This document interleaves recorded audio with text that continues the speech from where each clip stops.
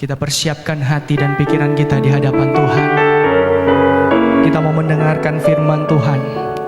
Mari kita mau angkat satu nyanyian. Terima kasih Tuhan, Kau yang memulihkan setiap hidup kami. Kau Tuhan yang pulihkan. Kau Yesus, Kau Yesus, Kau yang sembuhkan kami Tuhan. Kau sanggup limpahkan kebutuhan. Yesus, Kau baik Tuhan, Kau baik bagiku. Sekali lagi, mari saudara kita bangkit berdiri saudara. Kau Tuhan yang pulihkan, Kau Tuhan yang pulihkan. Kau yang sembuhkan kami. Kau sanggup limpahkan kebutuhan. Yesus, Kau baik Tuhan bagiku. Mari sama-sama ku sembah Kau, ku agungkan.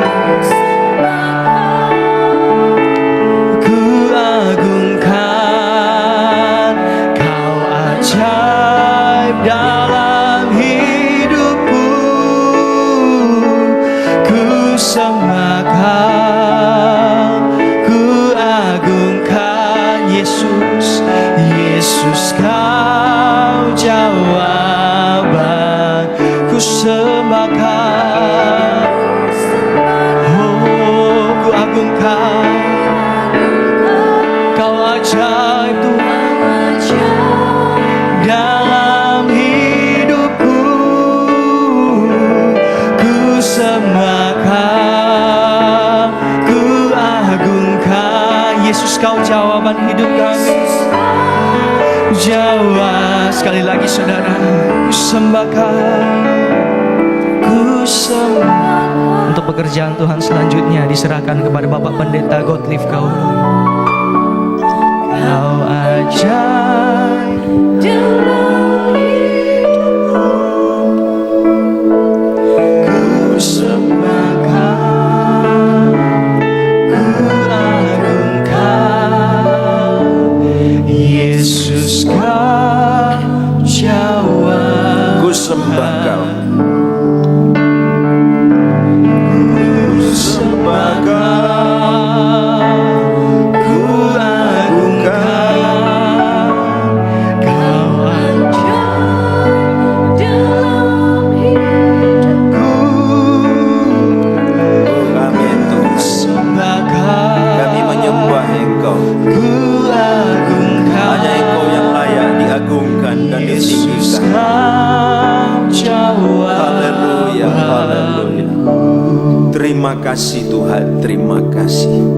Engkau selalu ada dalam kehidupan kami, bahkan sampai pagi hari ini Tuhan. Haleluya, kami boleh melewati hari demi hari hanya oleh karena anugerah-Mu Tuhan, hanya oleh karena pertolongan-Mu Tuhan. Engkau yang menjaga kami, Engkau yang memelihara kami, Engkau yang menyembuhkan kami, bahkan Engkau yang mengubahkan setiap kehidupan kami. Terima kasih banyak Tuhan, terima kasih. Tanpa Engkau kami tidak dapat berbuat apa-apa. Tanpa Engkau kami binasa Tuhan. Tanpa Engkau kami tetap menderita di dunia, bahkan menderita kekal selama-lamanya dalam penghukuman.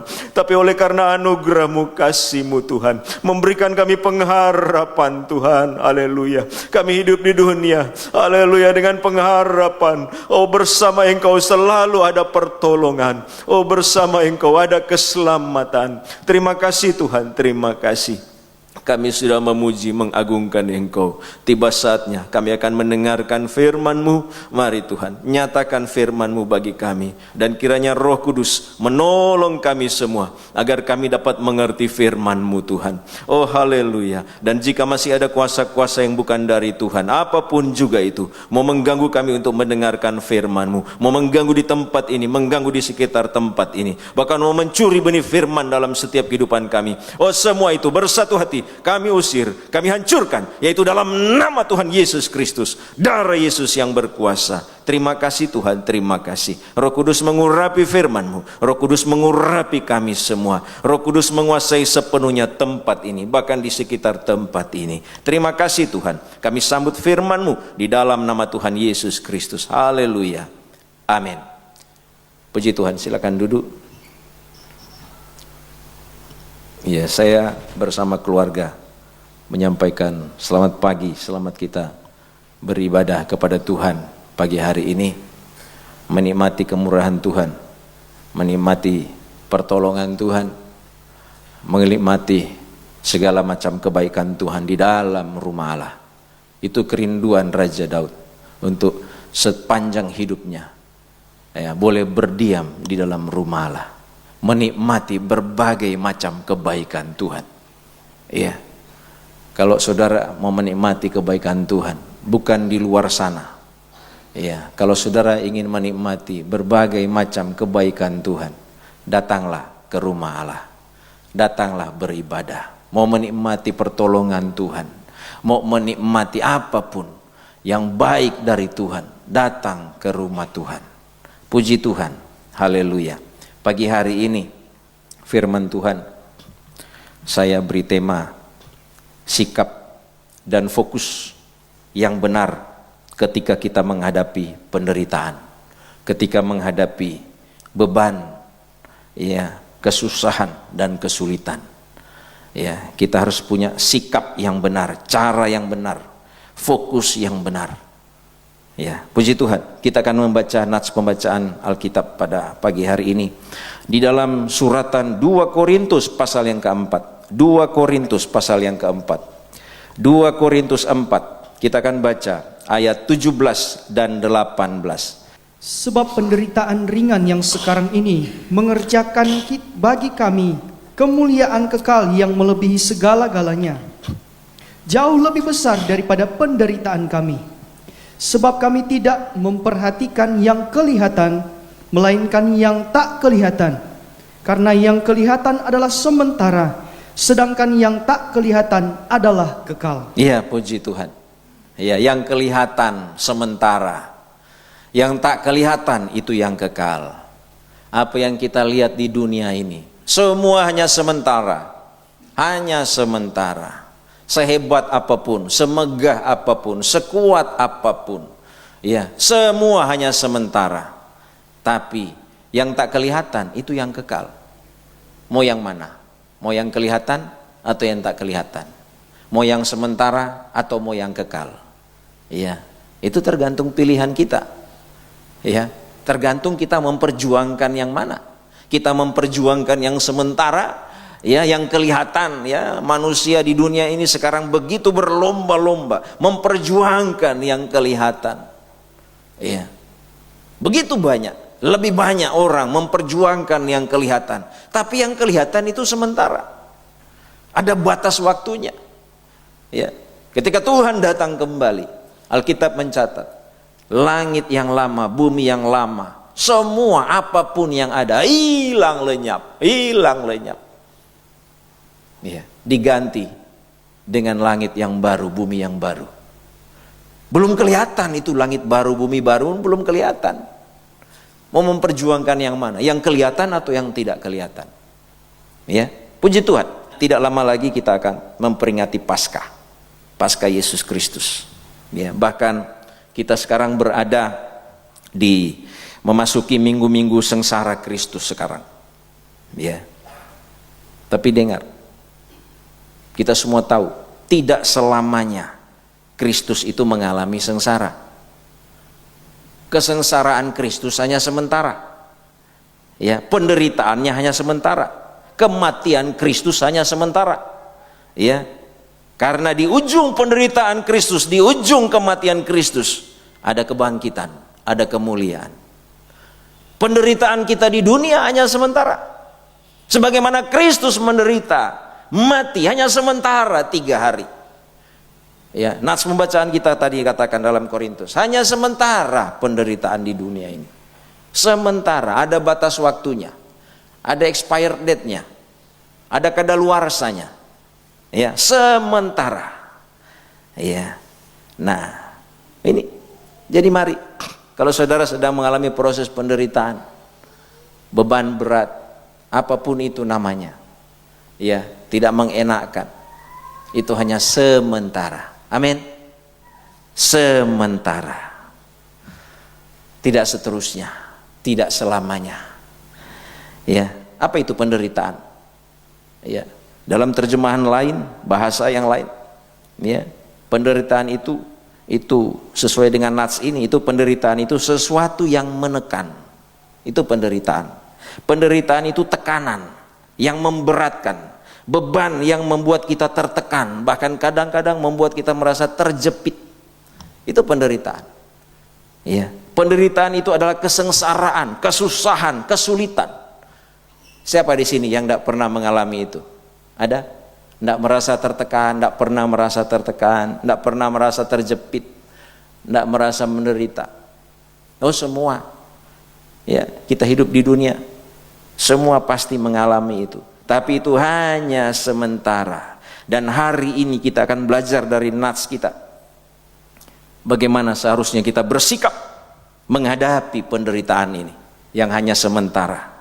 Sikap dan fokus yang benar ketika kita menghadapi penderitaan, beban, kesusahan, kesulitan. Ya. Kita baca pertama, ini sikap yang harus kita perhatikan. Fokus kita.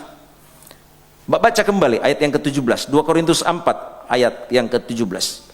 Sebab penderitaan ringan yang sekarang ini, penderitaan ringan yang sekarang ini terus mengerjakan bagi kami kemuliaan kekal yang melebihi segala-galanya, jauh lebih besar daripada penderitaan kami. Nah, yang pertama, perhatikan sikap kita menghadapi penderitaan. Fokus kita di mana?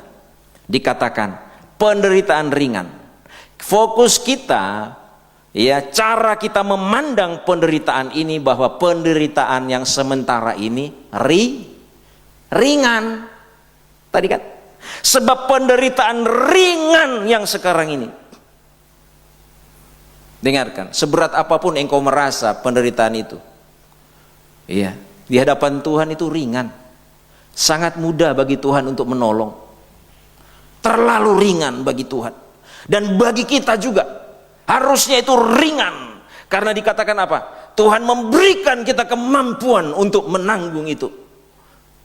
Ya, untuk menerima dan menjalani itu. Ya, ini penderitaan. Berat ringannya suatu masalah tergantung cara kita memandang. Ya, tergantung cara kita melihat, tergantung fokus kita di mana. Contoh, ya, terkadang pekerjaan itu terlalu ringan, harusnya ringan, ya, masalah itu ringan. Tapi kalau kita pandang pekerjaan itu berat, itu akan terasa berat.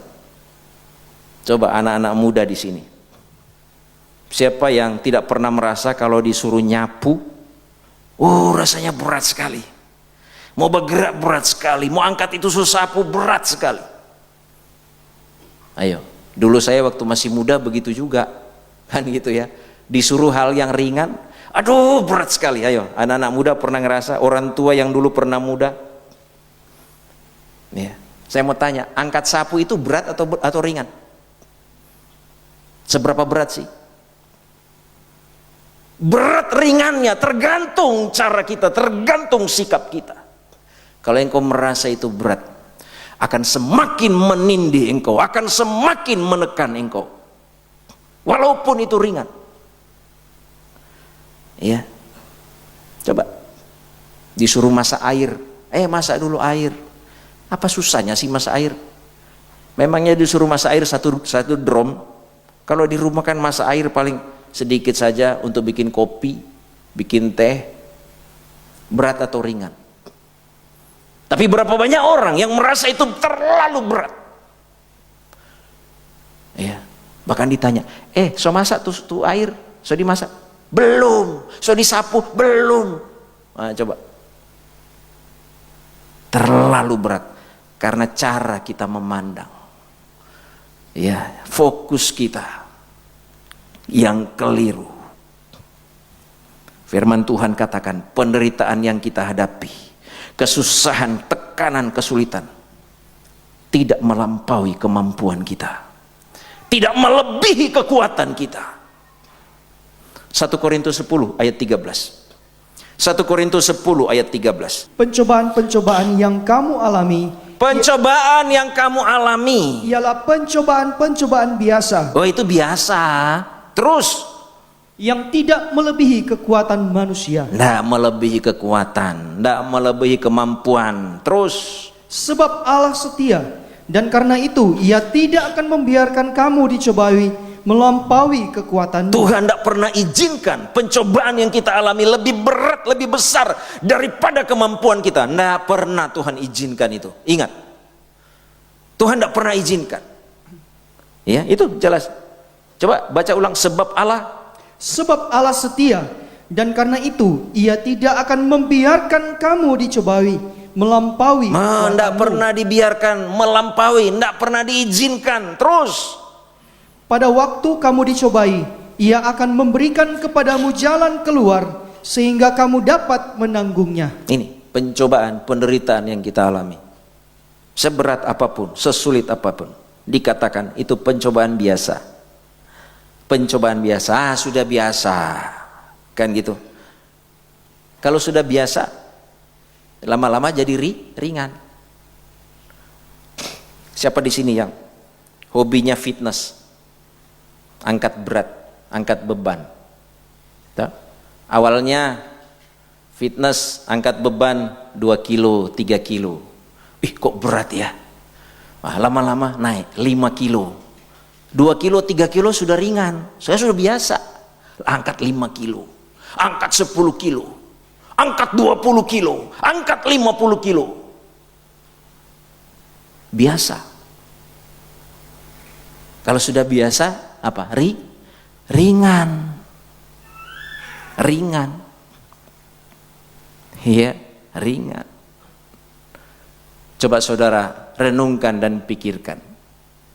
Selama saudara hidup sampai hari ini, berapa banyak beban pergumulan, tekanan, persoalan, penderitaan yang saudara sudah lewati? Coba mulai hitung. Bisa dihitung? Berapa banyak? Bisa dihitung? Kalau saya tidak bisa hitung. Harusnya apa? Sudah biasa angkat beban. Pencobaan itu biasa. Pasti mampu Tuhan berikan kekuatan. Tapi berapa banyak anak Tuhan setiap kali mengalami pencobaan selalu merasa tidak berdaya. Dia lupa, dia hidup sampai hari ini melewati begitu banyak beban pergumulan dan nyatanya bisa dilewati. Nyatanya kan bisa dilewati. Ayo, ini mindset kita, cara pandang kita menghadapi kesusahan. Cara pandang kita mengalami penderitaan. Ya. Rubah cara pandang kita. Berubah hidup kita. Ketika hidupmu berubah, ya, cara engkau menanggung penderitaan akan berubah. Pasti berubah. Hidupmu pasti berubah. Ya. Nah, ini saya akan memberikan satu contoh dari Alkitab. Mindset, cara memandang menghadapi pencobaan, penderitaan. Kita akan baca dalam kitab 2 Raja-Raja.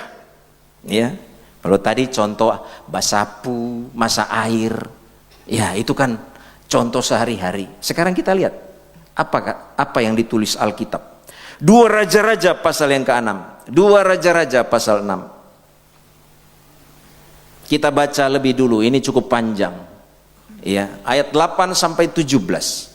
2 Raja-Raja pasal 6 ayat 8 sampai ayat 17. 2 Raja-Raja 6 ayat 8 sampai 17.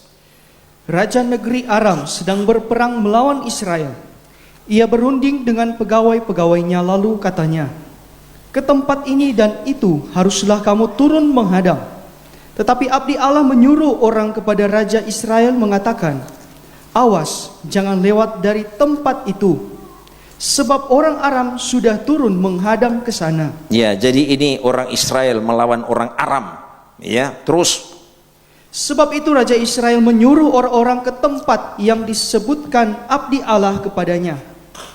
Demikianlah Elisa memperingatkan kepadanya supaya berawas-awas di sana, bukan sekali 2 kali saja.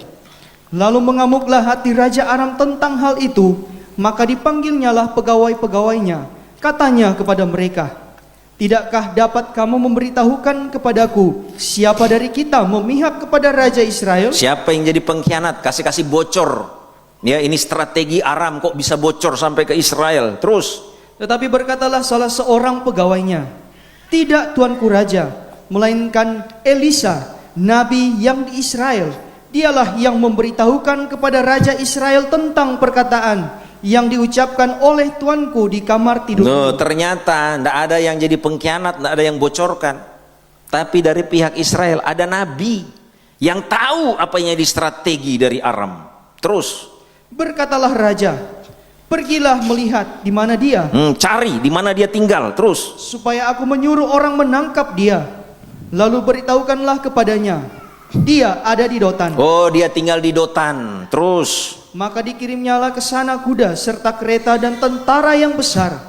Sampailah mereka pada waktu malam, lalu mengepung kota itu. Oh, kota Dotan dikepung hanya untuk menangkap satu orang yang namanya Elisa. Ya, terus. Ketika pelayan abdi Allah bangun pagi-pagi dan pergi keluar, maka tampaklah suatu tentara dengan kuda dan kereta ada di sekeliling kota itu. Lalu berkatalah bujangnya itu kepadanya, "Celaka tuanku, apakah yang akan kita perbuat?" Jawabnya, "Jangan takut, sebab lebih banyak yang menyertai kita daripada yang menyertai mereka." Lalu berdoalah Elisa, "Ya Tuhan, bukalah kiranya matanya supaya ia melihat." Maka Tuhan membuka mata bujang itu sehingga ia melihat. Tampaklah gunung itu penuh dengan kuda dan kereta berapi sekeliling Elisa. Iya, terima kasih. Dotan terkepung oleh Aram dan tentaranya. Bujang daripada nabi ini, pengerjanya dari Nabi Elisa. Dia lihat kota dikepung. Dia melihat yang kelihatan. Dia tidak melihat yang tidak kelihatan. Elisa berdoa, "Buka mata bujang ini." Begitu dibuka matanya, matanya melihat, seluruh sampai di gunung-gunung penuh dengan tentara malaikat dari Tuhan. Coba, ya, bujang hanya melihat pada masalah yang ada, tidak melihat pertolongan Tuhan. Dengarkan, kalau engkau terlalu fokus kepada masalahmu sampai engkau tidak bisa berdoa, engkau tidak bisa lagi beribadah karena masalahmu menghalangi engkau berdoa, menghalangi engkau beribadah, menghalangi engkau untuk memandang Tuhan. Ya, apa artinya ini? Engkau tidak akan pernah melihat pertolongan Tuhan, tidak akan pernah melihat kuasa Tuhan yang besar, tidak akan pernah. Karena yang engkau lihat setiap hari hanya ini terus, masalah terus. Engkau tidak lihat, engkau harus berdoa. Siang hari ini kita berdoa, mata kita terbuka, cara pandang kita berubah. Ya. Ini yang terjadi kepada bujang, pengerjanya Elisa. Berapa banyak orang hidup begitu sampai terpuruk, kecewa, ya, kecewa sama orang tua, kecewa sama suami, kecewa sama istri, kecewa sama gembala, ya, tidak melihat kuasa Tuhan.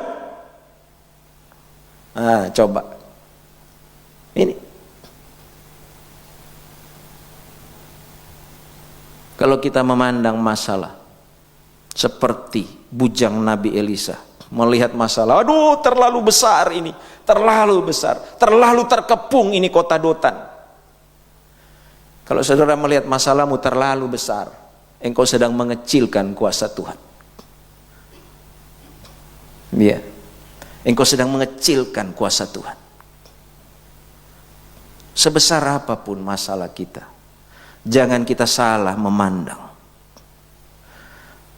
Tidak ada jalan keluar bagi pandangan kita. Oh, bagi Tuhan tidak sulit. Tuhan tidak pernah kebingungan. Aduh, bagaimana ini ya? Aduh, kasihan dia. Saya sudah bingung bagaimana ini. Tuhan tidak pernah kebingungan untuk menolong kita. Tidak pernah. Iya. Nah, ini ternyata masalah kota Dotan dikepung hanya untuk menangkap Elisa, satu orang. Ya. Ternyata itu masalah ringan, masalah tidak berat, masalah tidak sulit. Bujang melihat begitu sulit, begitu berat. Ternyata itu masalah tidak sulit, gampang Tuhan selesaikan. Sangat terlalu amat mudah. Saudara tahu bagaimana Tuhan menyelesaikan itu masalah? Yang kelihatan begitu sulit, begitu berat, terkepung. Coba baca lebih lanjut. Ayat 18 sampai 23. Dalam 2 Raja-Raja 6. Nah, lihat. Sulit atau tidak ini masalah ini? Ayat 18. Ketika orang-orang Aram itu turun mendatangi dia, berdoalah Elisa kepada Tuhan, butakanlah kiranya mata orang-orang ini. Maka dibutakannya lah mata mereka sesuai dengan doa Elisa. Kemudian berkatalah Elisa kepada mereka, bukan ini jalannya dan bukan ini kotanya. Ikutlah aku, maka aku akan mengantarkan kamu kepada orang yang kamu cari.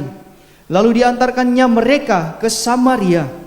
Segera sesudah mereka sampai ke Samaria, berkatalah Elisa, ya Tuhan, bukalah mata orang-orang ini supaya mereka melihat. Lalu Tuhan membuka mata mereka sehingga mereka melihat, dan heran, mereka ada di tengah-tengah Samaria.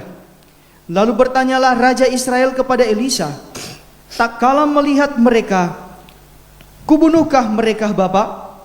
Tetapi jawabnya, jangan, biasakah kau bunuh yang kau tawan dengan pedangmu dan dengan panahmu? Tetapi hidangkanlah makanan dan minuman di depan mereka, supaya mereka makan dan minum, lalu pulang kepada tuan mereka. Disediakannya lah bagi mereka jamuan yang besar, maka makan dan minumlah mereka. Sesudah itu dibiarkannya lah mereka pulang kepada tuan mereka. Sejak saat itu tidak ada lagi gerombolan-gerombolan Aram memasuki negeri Israel. Sejak saat itu tidak ada lagi yang mengepung Dotan. Sejak saat itu tidak ada lagi masalah yang datang. Bagaimana cara Tuhan menyelesaikan? Elisa bilang kasih makan mereka. Coba, kasih makan minum mereka. Habis dikasih makan minum, kasih pulang. Setelah pulang, coba, tidak ada lagi yang ganggu. Masalahnya diselesaikan dengan sangat mudah. Cuma dikasih makan. Coba, masalah yang begitu berat mengepung kota Dotan. Apa Raja Israel lakukan? Ya, Elisa cuma bilang kasih makan. Ujung-ujungnya cuma dikasih makan, masalah selesai. Ayo, terlalu mudah kan bagi Tuhan? Tidak masuk akal kan? Mau berperang dikasih makan, bubar itu perang. Coba. Kita belajar melihat, melatih diri kita untuk belajar selalu memandang kepada Tuhan, jangan hanya kepada masalah. Ya. Haleluya. Sesulit seberat apapun, ketika mata rohanimu bisa melihat Tuhan, pertolongan Tuhan, memandang kuasa Tuhan, ternyata masalah itu terlalu kecil, terlalu sangat kecil. Ya. Nah, ini contoh di Alkitab. cara pandang kita harus benar dengan masalah, dengan persoalan. Jangan masalah kecil dibuat besar, masalah kecil dijadikan seolah-olah terlalu berat, masalah kecil seolah-olah dibesar-besarkan. Bukan seperti itu cara penyelesaian masalah. Cara Tuhan menyelesaikan masalah, masalah yang sulit dijadikan ringan, selesai. Ya. Itu sebabnya malah jangan cari-cari masalah. Jangan buat-buat masalah. Ya. Nah, ini yang pertama. Sikap dan fokus yang benar ketika menghadapi penderitaan, menghadapi pencobaan. Kita harus memandang penderitaan itu ringan. Ya, ringan, mudah. Kuasa Tuhan mempermudah menyelesaikan semua itu. Yang kedua,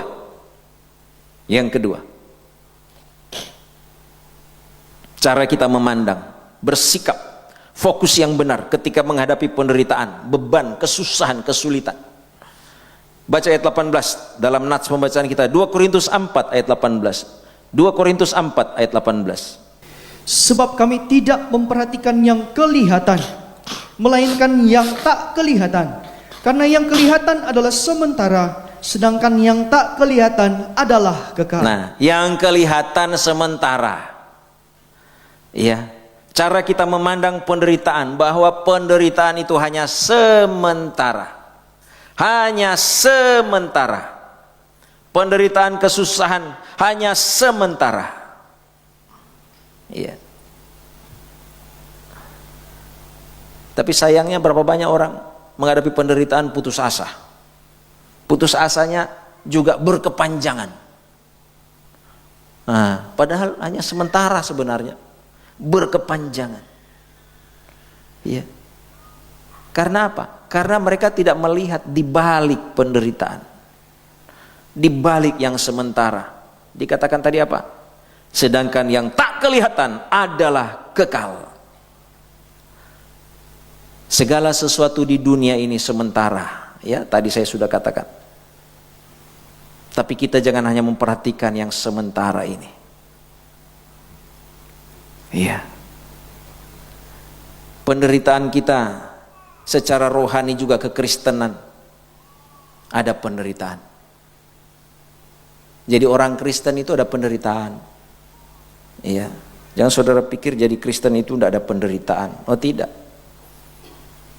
Tuhan katakan apa? Pikul salib. Apa itu salib? Salib itu kan penderitaan. Salib itu kan sengsara. Menjadi orang Kristen semua, ini orang Kristen semua kan? Percaya Yesus kan? Oh iya. Pertanyaan berikut, mau pikul salib enggak? Ah, mulai pikir-pikir. Pikul salib. Apa dulu tuh salib? Penderitaan. Sengsara, aduh. Nah, coba mulai berpikir kan? Tapi salib itu pun sementara. Penderitaan itu sementara. Kristen harus pikul salib, iya. Dengarkan, kekristenan tanpa salib itu bukan Kristen. Ikut Tuhan tanpa pikul salib, saudara tidak ikut Tuhan. Saudara ikut yang lain. Kalau saudara mau ikut Tuhan, tidaklah, saya tidak mau pikul salib. Dengarkan, engkau tidak sedang ikut Tuhan. Engkau sedang mengikuti jalanmu sendiri. Engkau sedang mengikuti dagingmu sendiri. Iya. Itu kalau kekristenan tanpa salib. Kekristenan tanpa salib, tidak ada keselamatan. Keselamatan hanya ada di dalam salib. Keselamatan hanya dalam korban Kristus. Nah sekarang, tetap mau jadi Kristen? Tetap mau ikut Tuhan? Nah, terkadang banyak orang Kristen tidak memikirkan itu. Tidak memandang jauh sampai ke sana. Yang penting saya Kristen, lahir Kristen, salib enggak mau tahu saya. Depan ini ada salib besar. Kekristenan tanpa salib tidak ada keselamatan. Tidak ada keselamatan. Iya, salib itu penderitaan. Iya, penderitaan. Tapi penderitaan seperti apa itu salib? Iya, penderitaan seperti apa? Hanya sementara, tapi kan menakutkan mungkin ya bagi sebagian orang kalau dibilang salib. Karena daging ini pada prinsipnya tidak mau menderita. Daging manusia ini, saya dan saudara sama. Prinsipnya tidak mau menderita. Maunya enak-enak saja, senang-senang saja. Betul? Iya kan? Jadi ketika saudara merasa, aduh kayaknya berat itu salib. Dagingmu sedang bersuara. Nah, dagingmu sedang memprovokasi engkau. Iya, daging mana mau menderita. Waktu Yesus sampaikan kepada murid-muridnya, aku harus ke Yerusalem, harus menderita, ya, lewat imam-imam kepala orang-orang Yahudi, harus menderita, sengsara, bahkan mati di salib. Tapi jangan khawatir, hari ketiga aku bangkit. Begitu kata Tuhan kepada murid-muridnya. Petrus bilang apa? Oh Tuhan, tunggu dulu. Tidak, tidak. Kamu tidak boleh menderita, kamu tidak boleh mati. Apa Yesus bilang? Enyala iblis. Engkau bukan memikirkan apa yang dipikirkan Allah, tapi engkau memikirkan apa yang dipikirkan manusia. Petrus bukan memikirkan apa yang dipikirkan Allah, tapi dipikirkan manusia. Apa yang dipikirkan manusia? Daging, manusia daging tidak mau menderita. Tidak mau menderita. Aduh, ngapain pergi ibadah? Capek, menderita, mending cari doi. Nah, coba. Aduh, mau berdoa lagi, menderita. Sudah juga tidak usah berdoa. Kan gitu. Daging tidak mau menderita. Ya. Tapi kekristenan tanpa salib, tanpa keselamatan. Kristen itu harus ada salib, harus pikul salib. Di sana ada keselamatan. Iya. Apa itu penderitaan salib? Baca 1 Petrus pasal 2. Suratan 1 Petrus pasal yang kedua. Ayat 19 sampai 23. Ini salib. 1 Petrus 2 ayat 19 sampai 23. Ini salib. Ya, ini kalau saudara mau pikul salib, ini salib. Ya. Sebab ada kasih karunia jika seorang karena sadar akan kehendak Allah menanggung penderitaan yang tidak harus ia tanggung. Nah, ini salib. Seperti Kristus menanggung penderitaan yang tidak harus dia tanggung. Saya mau tanya, Yesus menanggung penderitaan di salib karena siapa? Karena dia menanggung hukuman yang harusnya ditimpakan kepada saya dan saudara. Dia menanggung kesalahan, itulah kesalahan saya dan saudara. Dia menderita. Dia rela disalahkan supaya saya dan saudara dibenarkan. Itu penderitaan salib. Menanggung penderitaan yang tidak harus ditanggung. Kalau kita masuk penjara, menderita tidak? Menderita. Apa itu salib? Kalau itu hukuman karena engkau membunuh, kalau itu hukuman karena engkau berbuat jahat, ya memang engkau harus menanggung itu. Itu bukan salib. Itu upah dari dosa perbuatanmu. Bukan salib. Masuk neraka menderita tidak? Menderita. Apa itu salib? Bukan, itu bukan salib. Itu adalah penderitaan karena upah dari perbuatan dosa kita. Ya. Menanggung salib itu menanggung penderitaan. Bukan karena kita berbuat dosa. Salib itu penderitaan kita tanggung bukan karena kita, apa tadi dikatakan, menanggung penderitaan yang tidak seharusnya ia tanggung. Ayat 20. Sebab dapatkah disebut pujian jika kamu menderita pukulan karena kamu berbuat dosa? Nah, apakah itu pujian? Apakah itu salib? Oh no, bukan. Terus. Tetapi jika kamu berbuat baik dan karena itu kamu harus menderita, maka itu adalah kasih karunia pada Allah. Nah, kalau engkau tidak berbuat dosa, engkau tetap dalam perbuatan baik, tapi engkau tetap merasa ada penderitaan, salib. Ya. Nah, itu kasih karunia, itu salib. Itu namanya salib, seperti Kristus menanggung penderitaan yang tidak harus dia tanggung. Terus ayat 21. Sebab untuk itulah kamu dipanggil, karena Kristus pun telah menderita untuk kamu dan telah meninggalkan teladan bagimu, supaya kamu mengikuti jejak. Nah, ikut Yesus, ikut jejak Yesus, pikul salib, rela menderita yang tidak harus ditanggung. Ya, terus 22. Ia tidak berbuat dosa dan tipu tidak ada dalam mulutnya. 23 sampai 24. Ketika ia dicaci maki, ia tidak membalas dengan mencaci maki. Ketika ia menderita, ia tidak mengancam, tetapi ia menyerahkan kepada Dia yang menghakimi dengan adil. Nah, Yesus dicaci maki. Ya. Itu salib. Dia tidak pantas menerima caci maki, tapi dia tidak membalas. Saudara pernah dicaci maki? Ya.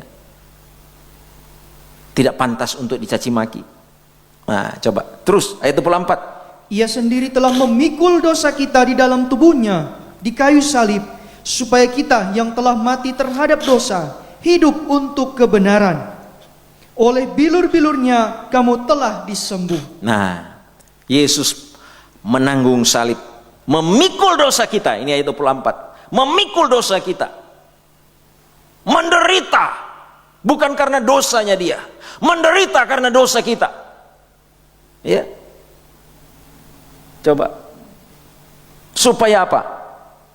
Supaya kita tidak menderita, supaya kita selamat. Dan dikatakan apa? Bilur-bilurnya menyembuhkan. Bilur-bilurnya Yesus, salib Kristus, menyembuhkan kita. Bukan hanya menyembuhkan dari sakit penyakit jasmani, tapi juga menyembuhkan dari sakit penyakit rohani, yaitu dosa yang membawa maut. Sakit penyakit jasmani kalau tidak sembuh apa? Ya nanti membawa juga kematian, kan gitu. Ya tidak sembuh-sembuh. Ya kita hidup di dunia kan hidup, kita fana. Ada batas waktunya. Ya, sesuai kemurahan Tuhan yang Tuhan berikan. Ya. Nah, itu. Tapi sakit rohani, kalau itu tidak disembuhkan, terus membawa maut juga, membawa kematian kekal. Bilur Yesus menyembuhkan kita dari sakit penyakit jasmani dan sakit penyakit rohani yang membawa maut, membawa kematian kekal. Itu maut. Maut itu kematian kekal. Ya. Karena Roma pasal 6 ayat 23 mengatakan, upah dosa ialah maut. Akibat sakit karena dosa, sakit rohani yang tidak sembuh-sembuh, upahnya maut. Roma 6 ayat 23, Roma 6 ayat 23. Sebab upah dosa ialah maut, tetapi karunia Allah ialah hidup yang kekal dalam Kristus Yesus Tuhan kita. Nah, upah dosa itu maut, bukan hidup yang kekal. Maut itu tidak ada hidup yang kekal, tapi mati kekal. Ya, mati kekal. Tapi kalau kita ditebus dari dosa, disembuhkan dari penyakit dosa, penyakit dosa disembuhkan, nah baru hidup kekal. Untuk hidup kekal ini kita menderita. Untuk hidup kekal ini kita harus berjuang. Untuk yang tidak kelihatan ini yang harus kita berjuang. Ini untuk hidup kekal tidak kelihatan ini yang kita harus menderita, berjuang. Ya, jangan kita hanya berjuang untuk hal-hal yang fana, yang kelihatan saja. Ya kita semua harus berjuang, iya, untuk yang fana, untuk yang kelihatan. Harus berjuang, ya kan? Memenuhi kebutuhan itu harus berjuang. Ya, menyekolahkan anak harus berjuang, kan gitu. Tapi jangan hanya untuk itu saja kita berjuang.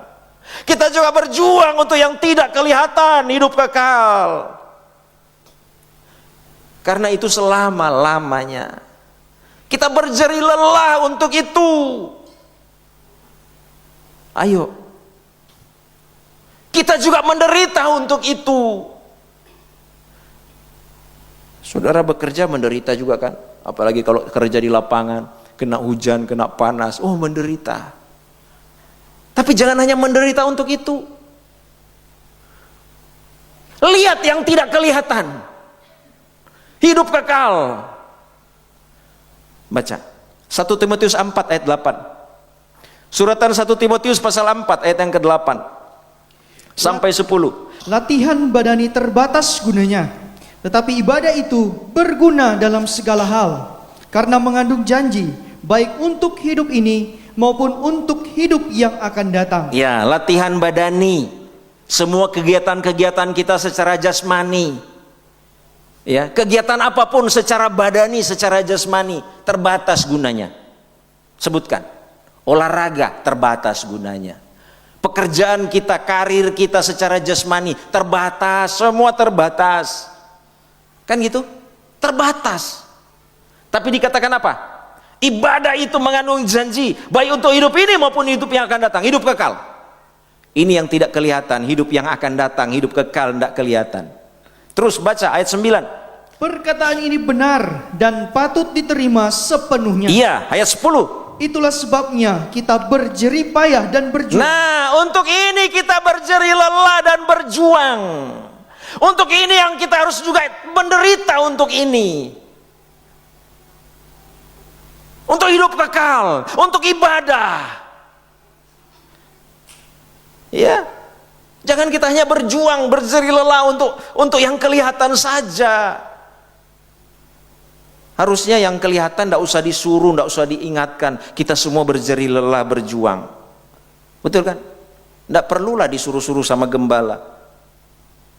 Ya. Kamu mesti kerja keras ya. Ya sudah tahu di dunia harus kerja keras. Kita berjuang, menderita, iya. Tapi jangan hanya untuk itu. Untuk hidup kekal kita berjuang. Untuk ibadah kita harus berjuang. Kita harus menderita juga di sana. Terus, karena kita menaruh pengharapan kita kepada Allah yang hidup, juru selamat semua manusia, terutama mereka yang percaya. Ini, saudara, hari-hari ini, apakah juga memperjuangkan ini? Atau hanya sibuk memperjuangkan hal-hal yang kelihatan saja? Ayo. Apakah saudara juga memperjuangkan hal-hal yang tidak kelihatan? Ikut menderita memperjuangkan yang tidak kelihatan. Ibadah. Kalau saudara beribadah dengan baik, dengan setia, saudara sedang memperjuangkan hal-hal yang tidak kelihatan. Hidup kekal. Hidup kekal. Pelayanan, itu juga perjuangan. Ya. Orang yang menghindari ibadah, menghindari pelayanan, menghindari berdoa, saudara sedang menghindari memang penderitaan. Saudara sedang menghindari perjuangan, tidak mau berjuang. Nah, tidak usah ibadah, tidak usah berdoa, tidak usah melayani. Ngapain berjuang? Menderita itu, capek itu, hilang waktu. Nah, coba. Saudara sedang akan kehilangan hidup kekal. Saudara akan kehilangan hal-hal yang tidak kelihatan tadi. Nanti kalau yang kelihatan ini sudah lenyap, saudara tidak pegang apa-apa. Aduh, sudah tidak ada apa-apa. Dunia sudah lenyap, semuanya sudah lenyap. Sementara hidup kekal juga tidak punya. Mau masuk di langit baru, bumi baru juga tidak bisa. Karena tidak diperjuangkan dari awal. Ya. Mari kita menderita juga lah. Ya memang ibadah penderitaan tadi ini. Perjuangan. Saudara dan saya hari ini ada di sini. Pasti juga berjuang kan? Minimal pagi-pagi harus bangun, siap-siap, mandi. Ya, yang belum setrika baju harus setrika baju mungkin. Gitu ya. Yang punya anak, oh harus juga diatur anaknya biar bisa datang. Yang dari Bitung, oh harus datang jauh juga ke sini. Saya yakin kita semua ada pagi hari ini karena berjuang untuk ibadah. Amin. Berjuang untuk hidup kekal. Berjuang untuk yang belum kelihatan sekarang. Mari tetap setia dengan perjuangan ini. Tetap setia dengan perjuangan ini. Ya. Nah, perjuangan kita itu hanya di dunia ini kok. Kalau nanti sudah hidup kekal di sorga, sudah tidak seperti ini. Beda. Ya. Kita di dunia ini masih berjuang untuk ibadah, masih berjuang untuk berdoa, masih berjuang untuk melayani. Karena apa? Karena kita masih ada kesibukan yang lain, berjuang yang lain. Karena kita masih bergumul dengan daging yang lemah. Kan di dunia begitu. Tapi nanti kalau sudah di sorga, hidup kekal, bukan daging ini lagi. Daging kita sudah diubahkan, tubuh yang baru, tubuh kemuliaan. Bukan daging lagi ini. Daging ini Alkitab katakan daging dan darah ini tidak masuk surga. Mau masuk surga diubahkan dulu. Ya. Nah, di surga kita tidak disibukkan lagi. Harus kerja. Kan itu. Nah, ada lagi perjuangan-perjuangan seperti itu. Kita hanya beribadah, menyembah Tuhan. Sekarang ini untuk beribadah, melayani, menyembah, berdoa, memang harus berjuang. Harus menderita. Tidak ada cara lain. Harus pikul salib. Tidak ada cara lain. Ya. Tapi itu semua hanya sementara. Hanya sementara.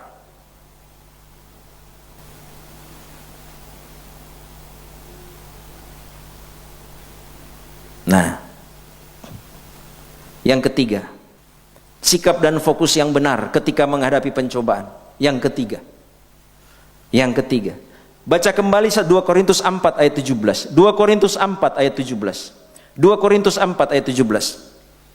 Sebab penderitaan ringan yang sekarang ini mengerjakan bagi kami kemuliaan kekal yang melebihi segala-galanya, jauh lebih besar daripada penderitaan kami. Nah, perhatikan, mengerjakan bagi kami kemuliaan kekal yang melebihi segala-galanya, jauh lebih besar daripada penderitaan kami. Yang ketiga, fokus yang benar, sikap yang benar dalam menghadapi penderitaan.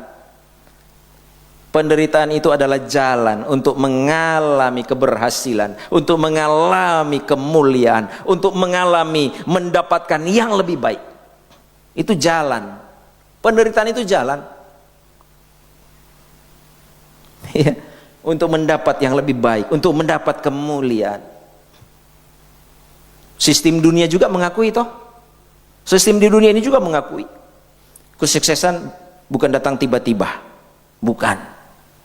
Keberhasilan bukan datang tiba-tiba. Ya, tapi harus diperjuangkan, harus dengan kerja keras. Harus dengan banyak pengorbanan. Kan gitu. Dunia juga punya prinsip gitu. Ya. Tapi itu juga prinsip Tuhan sebenarnya. Prinsip Tuhan. Seorang pelari dalam 1 Korintus pasal 9. Ya, tidak usah kita baca mengingat waktu. Saudara bisa catat, baca di rumah. 1 Korintus 9 ayat 24-25. Seorang pelari tidak akan sampai di finish, tidak akan mendapat hadiah, tidak akan mendapat piala kalau dia tidak berjuang untuk berlari. Ya. Penderitaan itu jalan. Jalan. Penderitaan itu kesempatan. Kalau saudara tidak mau menderita, saudara membuang kesempatan. Membuang kesempatan. Ya. Untuk mendapat yang lebih baik. Yakobus pasal 5 ayat 7 sampai 8, tidak usah dibaca, saudara bisa baca di rumah. Seorang petani berjuang, menderita, hujan panas, dia harus menanam benih dan dia harus menjaga, merawat yang dia tanam sampai musim menuai. Coba, kalau dia tidak mau menderita, tidak mau menanam, nggak mau hujan, nggak mau kena panas, nggak akan menuai. Penderitaan itu kesempatan, penderitaan itu jalan. Jangan menghindari itu. Jangan menghindari itu. Ya. Nah, secara rohani juga kita tidak akan menjadi mempelai Kristus dalam kemuliaan bersama Kristus tanpa kita berjuang menjadi serupa dengan Kristus. Coba, menjadi serupa dengan Kristus perjuangan. Itu jalan penderitaan. Baca 2 Korintus 11. Suratan 2 Korintus pasal 11 ayat 2 dan 3. 2 Korintus 11 ayat 2 dan 3. Sebab aku cemburu kepada kamu dengan cemburu ilahi, karena aku telah mempertunangkan kamu kepada satu laki-laki untuk membawa kamu sebagai perawan suci kepada Kristus. Nah, Rasul Paulus katakan, jemaat Korintus sudah dipersiapkan sebagai menjadi perawan suci kepada Kristus, mempelai pria surga. Nah, coba ayat yang ketiga. Tetapi aku takut kalau pikiran kamu disesatkan dari kesetiaan kamu yang sejati kepada Kristus, sama seperti Hawa diperdayakan oleh ular itu dengan kelicikannya. Nah, aku takut kalau pikiran kamu disesatkan, ya, dari kesetiaan kamu yang sejati kepada Kristus. Kamu tidak bisa jadi mempelai kalau kamu disesatkan, kalau kamu tidak setia. Mau menjadi mempelai Kristus perjuangan. Rasul Paulus khawatir, jangan-jangan yang jemaat Korintus dipersiapkan, jangan-jangan gagal di tengah jalan. Menjadi mempelai Kristus itu bukan simsalabim. Ya, menjadi serupa dengan Kristus itu bukan simsalabim, bukan. Saya dibaptis sajalah, nanti saya bertobat dibaptis, selamat, simsalabim, lahir baru, hidup saya,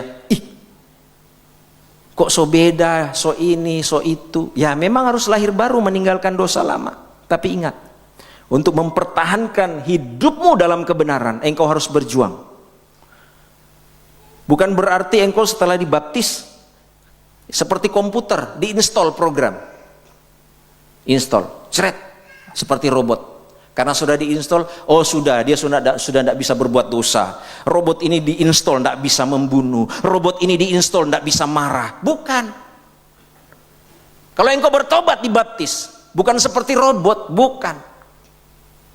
Engkau harus berjuang untuk tidak jatuh dalam dosa. Engkau harus berjuang untuk hidup dalam kebenaran. Engkau harus bergumul, engkau harus menderita untuk mempertahankan dalam kebenaran. Itu. Ya, menjadi mempelai Kristus. Ya. Bukan simsalabim, bukan, berjuang. Ya. Di sini dikatakan apa? Aku takut kalau pikiran kamu disesatkan. Berjuang untuk tidak disesatkan. Ndaklah, saya ndak tersesat. Saya tetap di pengajaran. Saya dari dulu di gereja saya di sini kok, ndak mungkin saya tersesat. Ajaran di sini bukan ajaran sesat. Bukan hanya soal ajaran sesat. Ya. Disesatkan di sini juga menunjuk kepada apa? Kehidupan itu tidak mengikut Yesus, tapi menurut mau sendiri, seperti domba. Dia tersesat, dia terhilang karena tidak mengikuti jalannya gembala Yesus Kristus, Gembala Agung, tapi dia menuruti mau sendiri. Berjuang supaya tidak tersesat, berjuang supaya tidak menuruti mau daging. Begitu kita menuruti mau daging, kita tersesat. Tersesat. Begitu tidak menuruti firman, begitu tidak menuruti Kristus Gembala Agung, tersesat. Itu maksudnya. Kalau sudah menuruti mau sendiri, menuruti emosi, menuruti amarah, menuruti godaan daging, engkau tersesat. Padahal sedang dipersiapkan untuk menjadi mempelai Kristus. Berjuang untuk tidak tersesat. berjuang untuk tidak menuruti daging. Itu. Ya. Yang kedua apa dikatakan? Ya. Dari kesetiaan kamu yang sejati kepada Kristus. Berjuang untuk setia. Menjadi mempelai Kristus harus setia. Setia beribadah, setia dalam pelayanan, setia dalam doa dan penyembahan. Berdoa itu bukan nanti di gereja, bukan. Ya. Karena doa ini hubungan kita pribadi dengan Tuhan. Ya. Di rumah engkau harus membangun mesbah doa. Hubunganmu dengan Tuhan. Setia. Setia beribadah. Setia berdoa, setia pelayanan. Ya. Itu membuat kita terus ada pengharapan, dibentuk untuk menjadi mempelai Kristus, dipersiapkan sebagai perawan yang suci. Nah, ini perjuangan kita. Ya, ini perjuangan kita. Sikap kita. Jalan, penderitaan itu jalan. Menjadi mempelai Kristus jalannya menderita. Jangan tersesat. Jangan menuruti mau daging. Menjadi mempelai Kristus itu jalannya apa? Setia. Dan itu semua jalan penderitaan. Untuk setia penderitaan loh. Coba. Saudara pernah menunggu antrian di satu tempat, entah di dokter, entah di mana? Ya. Di bank, aduh antrian saya nomor 40, ini baru nomor 5. Kalau saudara tidak sabar, tidak setia, saudara tinggalkan. Saudara akan kehilangan sampai ke tujuan saudara. Saudara tidak akan pernah dapat tujuan saudara, karena saudara sudah tinggalkan, tidak setia. Setia itu perjuangan. Ya. Nah, puji Tuhan, saya tidak perpanjang. Mari kita akan datang kepada Tuhan. Hari ini kita belajar sikap dan fokus yang benar ketika menghadapi penderitaan, beban, kesusahan dan kesulitan. Kita akan nyanyikan pujian. Tak akan pernah ku sesali mengiring Yesus sepanjang hidupku.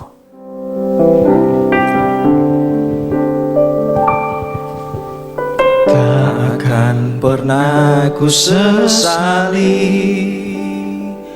mengiring Yesus sepanjang hidup, lewati lembah air mata.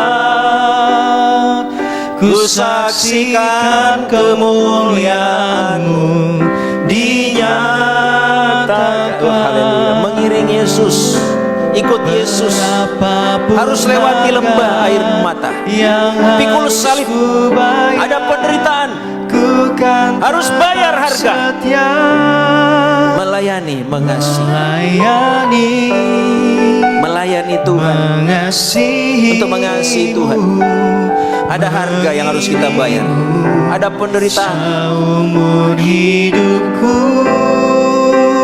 Tapi di balik semua itu ada mahkota kehidupan. Haleluya. Amin. Kita nyanyi dari awal. Saya jemput, kita sama-sama bangkit berdiri. Takkan pernah ku sesali. Jangan saudara menyesal. Aduh, ikut Yesus harus menderita, harus pikul salib. Sesali.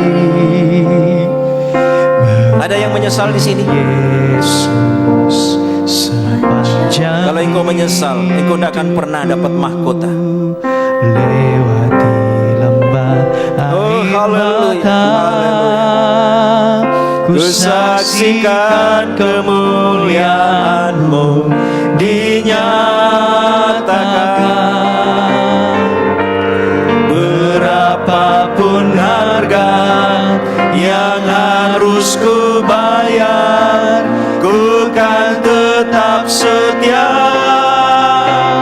melayani, mengasihi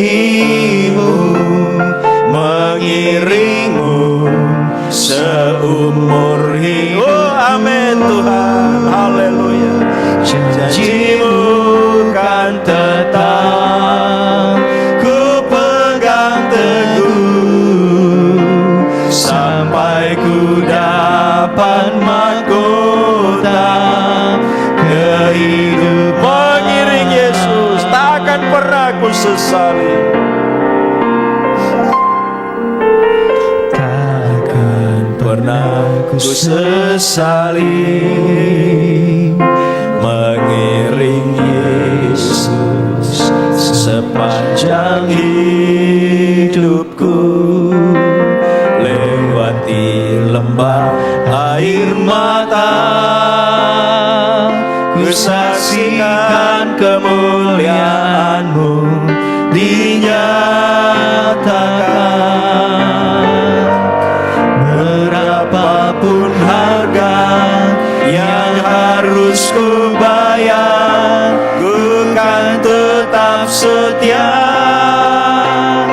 melayani, mengasihi-Mu, mengiring-Mu seumur hidupku.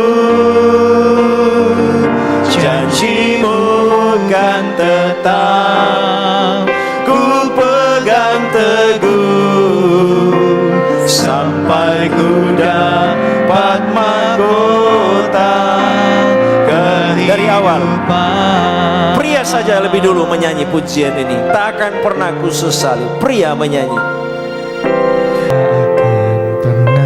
Haleluya. Mari engkau para wanita, mungkin hari-hari ini engkau sedang mengalami kesulitan, penderitaan. Haleluya. Ingat, penderitaan itu hanya sementara. Haleluya. Terlebih jika penderitaan itu adalah salib. Menderita karena tidak harus engkau menanggung penderitaan itu. Haleluya, haleluya. Engkau berjuang menderita yang seharusnya engkau tidak tanggung. Itu salib. Dengarkan baik-baik, itu hanya sementara. Terlalu kecil bagi Tuhan untuk menolong engkau. Haleluya, haleluya. Oh, haleluya. Penderitaan itu jalan. Di balik itu ada kemuliaan. Oh, amin Tuhan. Haleluya, dapat mahkota. Mari para wanita menyanyi dari awal. Takkan pernah ku sesali. Haleluya. Haleluya. Biar ini menjadi komitmen kita. Ikut Yesus ada salib. Kristen tanpa salib itu bukan Kristen. Kristen tanpa salib binasa. Oh, haleluya. Ada kemuliaan Tuhan sediakan bagi kita. Ada harga yang harus dibayar. Haleluya, haleluya. Apakah engkau rela untuk membayar harga? Membayar harga untuk ibadahmu, membayar harga untuk pelayananmu, membayar harga untuk engkau berdoa. Haleluya, haleluya. Membayar harga untuk engkau ikut Tuhan. Haleluya, haleluya. Oh, haleluya.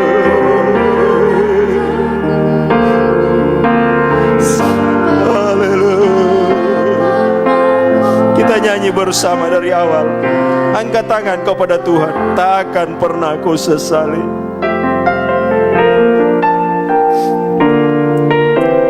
Takkan pernah ku sesali mengiring Yesus sepanjang hidupku, lewati lembah air mata, ku saksikan kemuliaan. Oh, haleluya, dinyatakan. Berapapun harga yang harus ku bayar, ku kan tetap setia melayani, mengasihi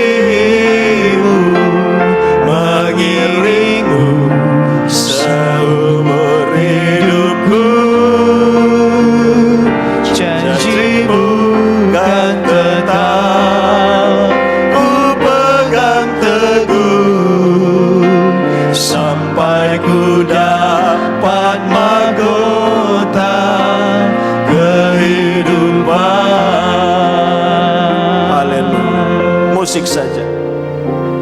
Saudara, kalau engkau di hari-hari ini sedang mengalami banyak penderitaan, saya mau berdoa untuk engkau. Taruh tanganmu di dada. Kalau engkau membutuhkan Tuhan untuk menolong engkau dalam berbagai pergumulan, apapun pergumulanmu, mungkin pergumulan dalam nikah rumah tangga, pergumulan dalam pekerjaanmu, pergumulan dalam usahamu, pergumulan dalam ibadahmu, pergumulan dalam pelayanan. Mungkin engkau bergumul untuk bisa berdoa, tetap berdoa. Apapun pergumulanmu, haleluya, Tuhan akan memberikan kekuatan. Tuhan akan menolong. Terlalu kecil bagi Tuhan apapun yang menjadi kesulitan yang engkau hadapi. Haleluya, saya akan berdoa untuk engkau.